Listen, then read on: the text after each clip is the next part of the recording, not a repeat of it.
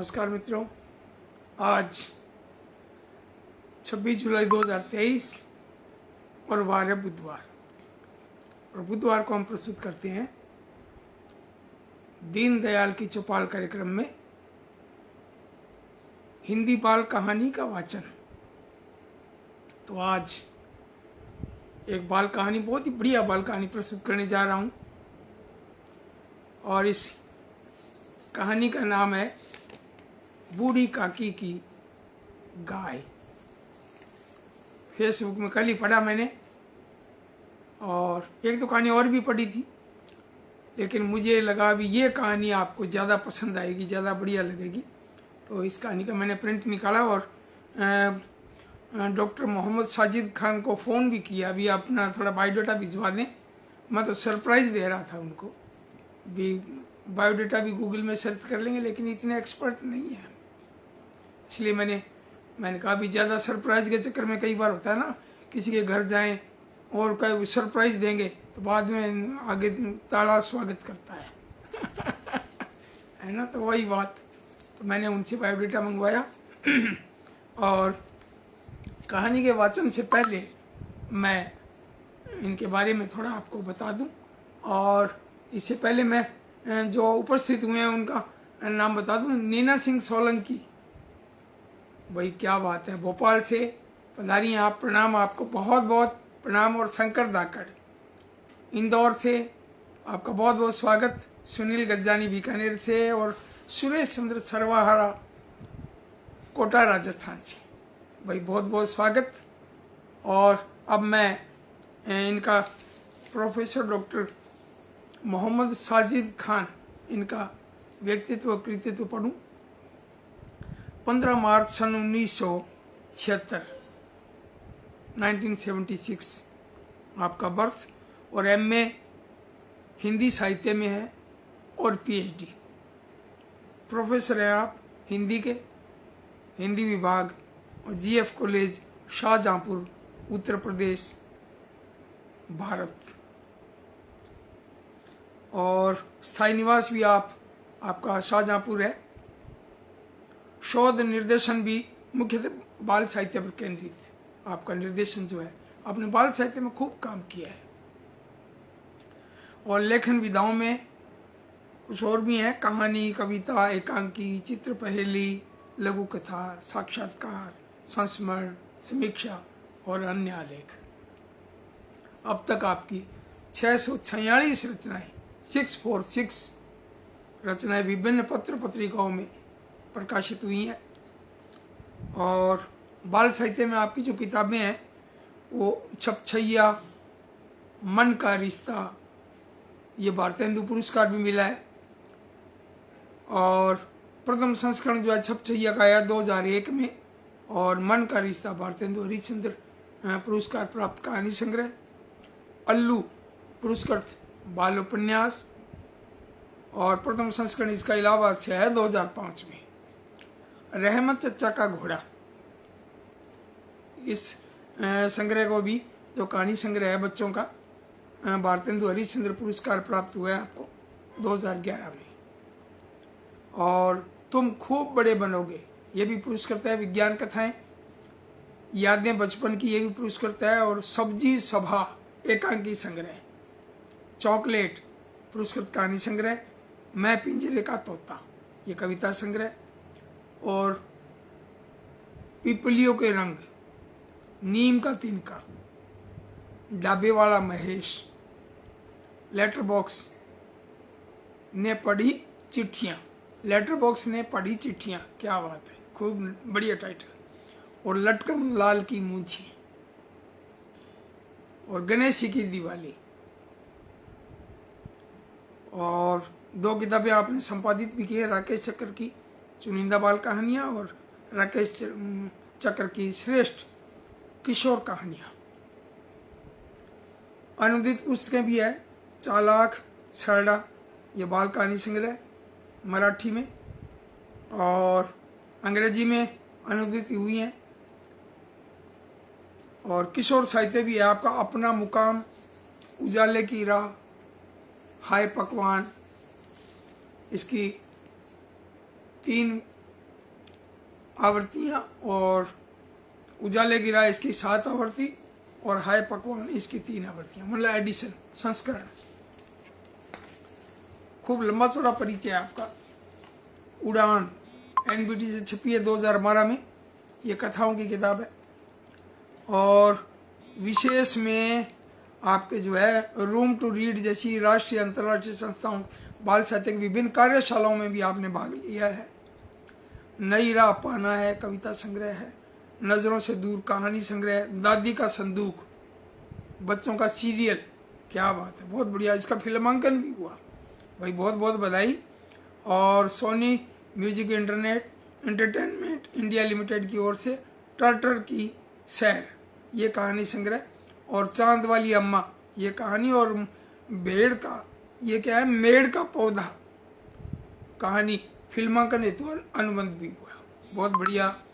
परिक्रमा film production द्वारा निरुत्तर कथा पर लघु फिल्म का निर्माण और यूट्यूब पर चर्चित।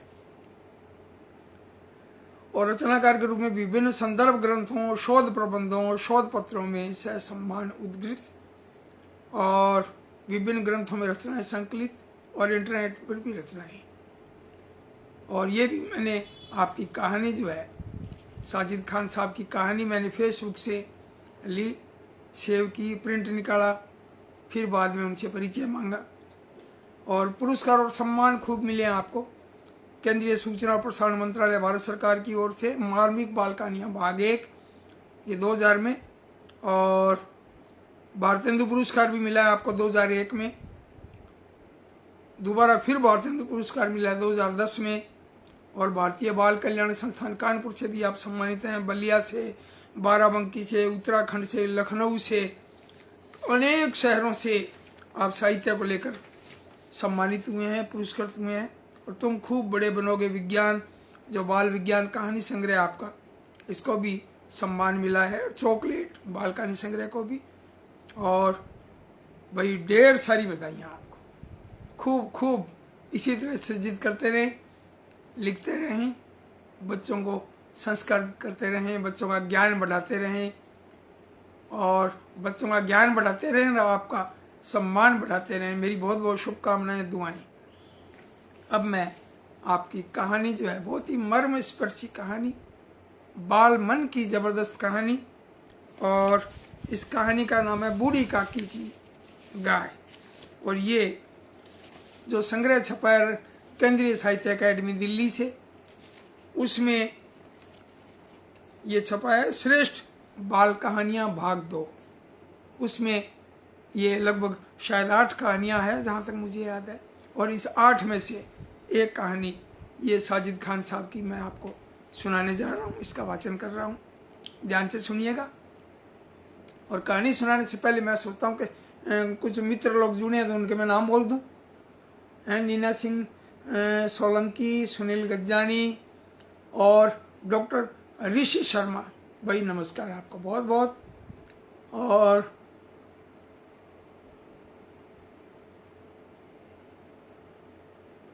अनीता शर्मा, अनीता गंगाधर अजमेर से। और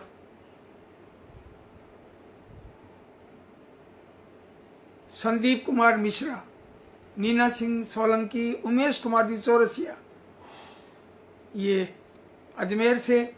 और ऋषि शर्मा जी बहुत काम किया है आदरणीय, बिल्कुल बिल्कुल, इन्होंने साजिद साहब ने बहुत काम किया है, वास्तव में सही है। और केवल शर्मा, तरसेम डुड्डी, उमेश कुमार जी चौरसिया, आप जुड़े हैं, सभी जुड़े हैं भी, बहुत बहुत। ये सूरज चंद्र सरवार जी करें, मोहम्मद साजिद खान का हार्दिक अभिवादन। और आप हिंदी बाल साहित्य के संवेदनशील रचनाकार है, बिल्कुल, तभी तो कहानी पढ़ते ही चयन हो गया है ना। और मैं आपके साथ ये बांट रहा हूँ अपने जो है अपने विचार कहें या अपना प्रस्तुतिकरण आपके सामने ये प्रस्तुत करने जा रहा हूँ। और कहानी का नाम है बूढ़ी काकी की गाय। और इसके रचनाकार हैं साजिद खान। बूढ़ी काकी गांव में सबसे बुजुर्ग थी, 80-85 की उम्र रही होगी। पर कोई पूछता तो हंसकर कहती, अभी मेरी उम्र ही क्या हुई है, तेरे काका क्या गुजर गए, मैं बूढ़ी दिखने लगी।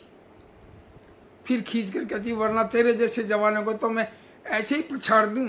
हाँ बहुत बढ़िया, बहुत खूब। काकी के बाल सन जैसे सफेद थे, माथे पर अनुभव की सलवटें, मेहनत की दास्तान कहते झुर्रीदार हाथ, पैरों की खड़ाऊ भी उन पर खूब फबती थी।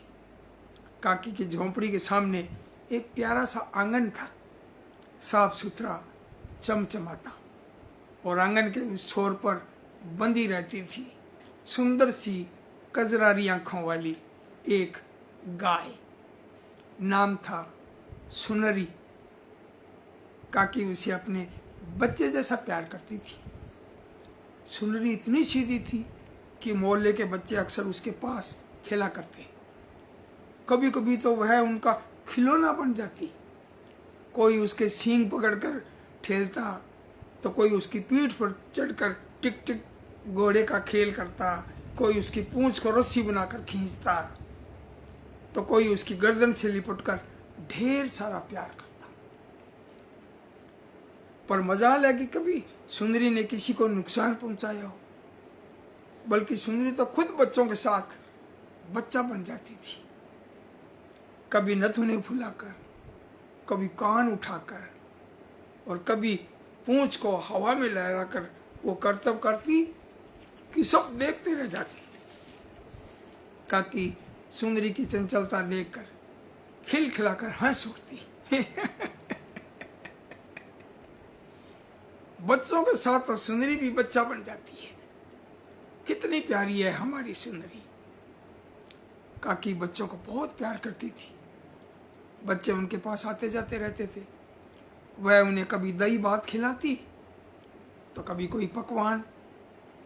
आंगन में लगे पेड़ के मीठे अमरूद तो उनके ही होते थे। इसके अलावा शरीफा, इमली, पपीता और खट्टी मीठी बेरियां भी काकी ने उन्हीं के लिए लगा रखी थी। बच्चे भी काकी से कम प्रेम नहीं करते थे। कोई उनका पैर दबाता तो कोई उन्हें पानी ला कर देता, और काकी अपने आशीर्वाद का पिटारा खोल देती। जीते रहो मेरे बच्चों, जीते रहो।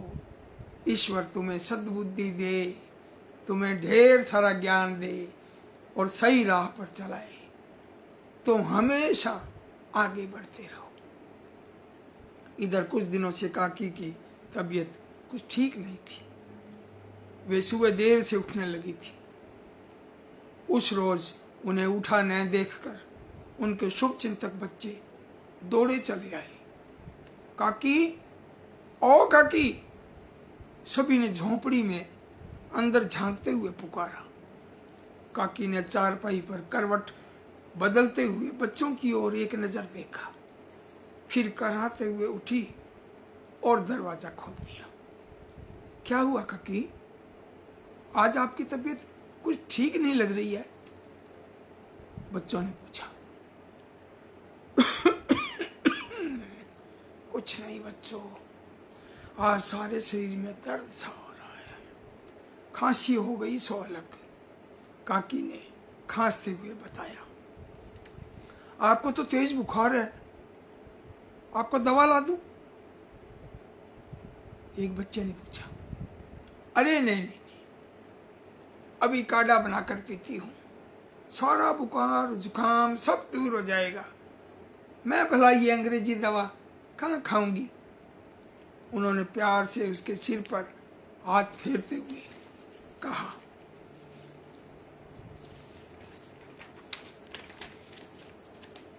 फिर काकी ने जाने कौन सी जड़ी बूटियों का काढ़ा बनाकर पिया और आराम करने के लिए लेट गई।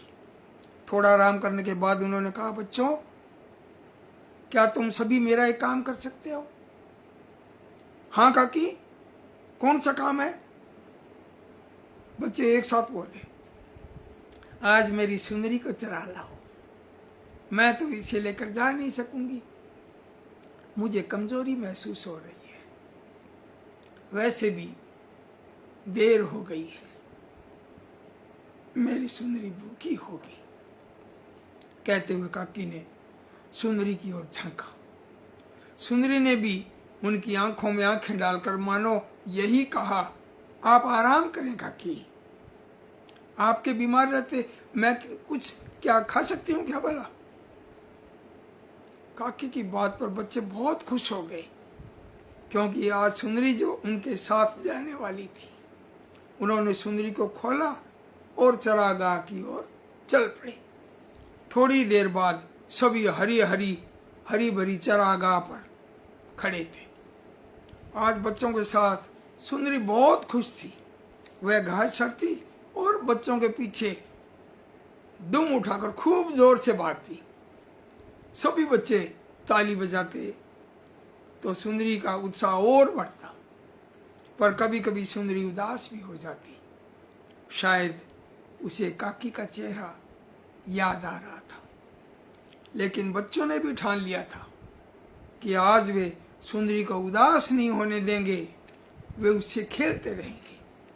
दोपहर हो आई थी। बच्चों को भूख भी महसूस हो रही थी। सुंदरी पेड़ की घनी छांव में बैठकर जुगाली करने लगी। सुंदरी को आराम से बैठा देखकर सभी बच्चे इधर उधर हो लिए।